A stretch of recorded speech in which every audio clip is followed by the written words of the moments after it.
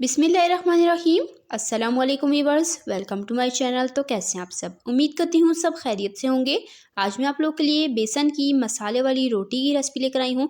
बहुत ही टेस्टी ये बेसन की रोटी बनकर तैयार होती है और ये बहुत ही ज़्यादा हेल्दी भी होती है। आपको महीने में एक आध बार ये रोटी ज़रूर बनानी चाहिए, बहुत ही टेस्टी भी है। तो सबसे आसान तरीका आज मैं आपके साथ बेसन की रोटी का शेयर करने वाली हूँ, ताकि हर कोई इजीली घर पर बना सके। ये रोटी बिल्कुल भी नहीं टूटेगी, ना ही हार्ड बनेगी, बहुत ही सॉफ्ट और ज़बरदस्ती बनकर तैयार होगी। आपने रेसिपी को बिना स्किप किए एंड तक देखना है। चैनल पे नए हैं, चैनल को सब्सक्राइब कर लें। तो चलें बिना देर की अपनी बेसन की मसाले वाली रोटी की रेसिपी स्टार्ट करते हैं। बिस्मिल्लाहिर्रहमानिर्रहीम। सबसे पहले हम यहाँ पर आटा गूंद लेंगे। तो एक बोल लेंगे, इसमें शामिल कर देंगे बेसन छना हुआ 1 कप।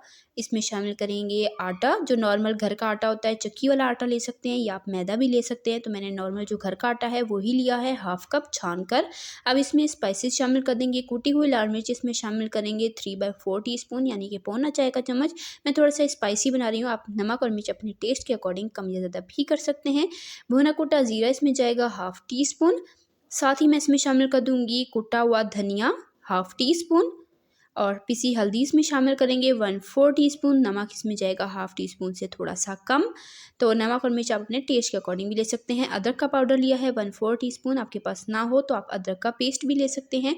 और प्याज मैंने इसमें शामिल की है चॉप करके 1/4 कप, और चॉप की हुई हरी मिर्च ली है 1 अदद स्पाइसी वाली। और साथ ही मैंने यहाँ पर बिल्कुल चॉप किया हुआ पुदीना ले लिया है, जो कि सेहत के लिए बहुत ही अच्छा होता है। आप चाहें तो पुदीने को स्किप भी कर सकते हैं, लेकिन ऐड कीजिएगा, बहुत ही अच्छा इसमें टेस्ट आता है। अब साथ ही मैंने इसमें शामिल कर दिया ऑयल। कुकिंग ऑयल मैंने 1 टीस्पून लिया है। ये शामिल करके हाथ की मदद से अच्छे से इसे मिक्स कर लेंगे, ताकि सारे ड्राई इंग्रेडिएंट एक दफ़ा अच्छे से मिक्स हो जाएँ। इसके बाद हम इसमें थोड़ा थोड़ा पानी शामिल करते हुए इसका आटा तैयार कर लेंगे। तो आटा जो है वो आपने ख़ास तौर पे ख़याल रखना है कि बेसन में अगर आप ज़्यादा पानी ऐड कर लेंगे तो आपसे आटा सेट नहीं होगा। तो इसलिए थोड़ा थोड़ा करके पानी शामिल करते हुए हमने इसका आटा तैयार कर लेना है। तो यहाँ पर आप देख सकते हैं मैं थोड़ा थोड़ा पानी शामिल करते हुए आटा गूंद रही हूँ।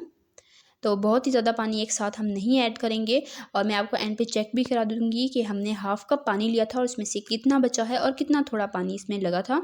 तो यहाँ पर जो है वो हमारा आटा गूँध कर तैयार हो चुका है, ये देख लें। बिल्कुल परफेक्ट सा आटा मैंने यहाँ पर गूँध लिया। बहुत ज़्यादा हार्ड भी नहीं है और बहुत ज़्यादा सॉफ्ट भी नहीं है, स्टिकी भी नहीं है। तो अब हाथों पर थोड़ा सा ऑयल लगा लेंगे और ऊपर से अच्छे से ऑयल लगा लेंगे इसके ऊपर, और इसे हमने रेस्ट दे देना है। तो यहाँ पर मैं आपको पानी चेक करा देती हूँ। ये देखिए मैंने 1/2 कप पानी लिया था और इसमें से भी चौथाई कप इस्तेमाल हुआ है और चौथाई कप बच गया है। अब आटे को 10-15 मिनट का रेस्ट देंगे। 10-15 मिनट के बाद हम इसके पेड़े बना लेंगे। तो दरमियानी साइज़ के मैंने इसे 3 से 4 पेड़े बनाए थे। अगर आप छोटे साइज़ की रोटी बनाते हैं तो आपकी 4 से 5 भी बन सकती हैं, लेकिन मैं मीडियम साइज़ की इसकी रोटियां तैयार कर लूँगी। तो यहाँ पर पेड़ा बनाकर इस पर हम खुश्क आटा लगा लेंगे और इस तरह से हम पेड़े बना बना कर रखते जाएंगे। तो यकीन करें, ये बेसन की रोटी इतनी टेस्टी और इतनी कमाल की बनकर तैयार होती है कि आप इसे एक दफ़ा बनाएंगे ना, आप इसे बार बार बनाना चाहेंगे। आप इसे हर हफ्ते बनाएंगे और आपको महीने में एक बार ये रोटी ज़रूर ट्राई करनी चाहिए, क्योंकि ये आपकी सेहत के लिए भी बहुत अच्छी होती है, बहुत ही ज़्यादा हेल्दी होती है और बनाना भी बहुत ही ज़्यादा ईजी है। बस छोटे छोटे पॉइंट्स हैं जिनको अगर आप नोट डाउन करेंगे तो इंशाल्लाह आपका जो पराठा है बेसन का बहुत ही ज़बरदस्त बनकर तैयार होगा। तो यहाँ पर मैंने पेड़े बना लिए थे और इस पर मैंने खुश्क आटा लगाते हुए इसे फैला लिया और रोलिंग पिन की मदद से अच्छे से बेल लिया है। तो खुश्क आटे का आपने यूज़ करना है, ताकि जो रोटी है वो चिपके नहीं, ना ही काउंटर पर और ना ही बेलन पर।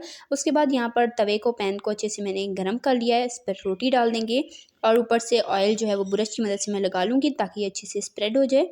आप चाहें तो एज़ इट इज़ भी ऑयल डाल सकते हैं। तो थोड़ा थोड़ा इधर से ऑयल लगाकर मैं इसे कुक करूँगी।